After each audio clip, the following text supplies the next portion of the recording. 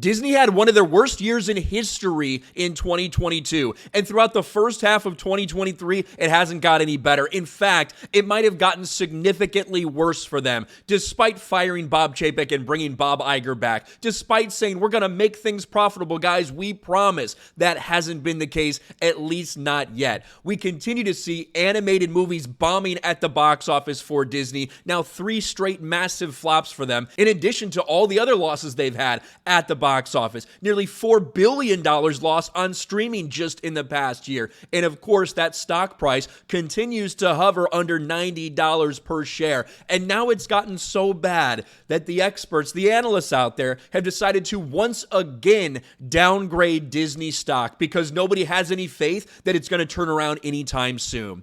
Disney stock downgraded amid concerns about streaming growth and weak theme park attendance. That's a big one too. For a long time, Disney's been able to get by because they're funded in large part because of the theme parks. The theme parks are so massive, and they still are. There's no denying that. However, when you start to see Universal pick up a bigger share of that audience, when you start to see dwindling numbers at the theme parks, that does spell problems for them because that means there's that much more money that's not going to Disney, that's not able to fund some of their woke failures. And now you've got analysts out there that are saying stay away from Disney. Shares of Walt Disney have been downgraded by analysts who believe the studio's streaming growth has stalled, potentially leading to tough times ahead as Disney continues to pour billions of dollars into the digital money pit. Analysts at KeyBank lowered their rating on Disney to sector weight from overweight and gave the stock a price target of $85. Shares at Disney closed Thursday are on $89. KeyBank says it also believes Disney theme park attendance has been weak.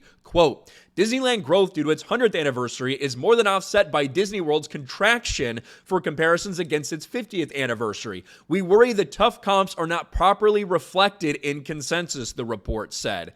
Analysts even referenced Disney's disastrous Star Wars-themed Galactic Star Cruiser Hotel, which is shutting down after only 1 year. We talked about that a lot. We talked about the failures. We talked about the fact that it wasn't Star Wars. We talked about the fact that it was overpriced. We said it would fail. I don't know if anyone expected that in less than a year it would be announced that it was closing, but that's the reality. That's the pathetic failure that is Disney Star Wars and the Galactic Star Cruiser Hotel.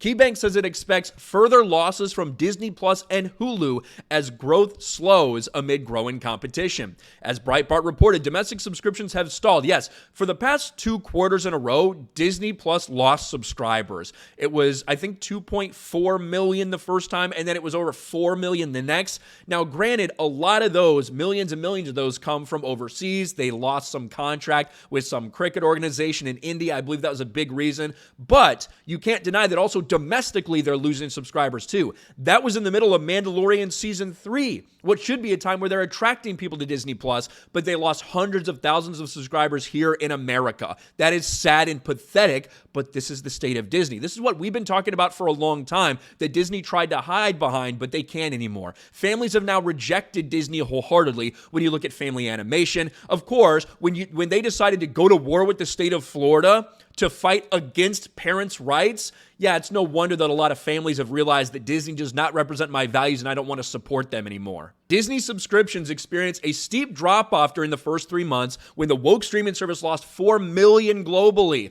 And then it describes exactly what I said. While most of the Disney losses were from the Hotstar deal in India, the streamer posted an unexpected loss of 300,000 subs in the US and Canada as more consumers wake up to Disney's relentless push of transgender and drag queen content in its entertainment for children.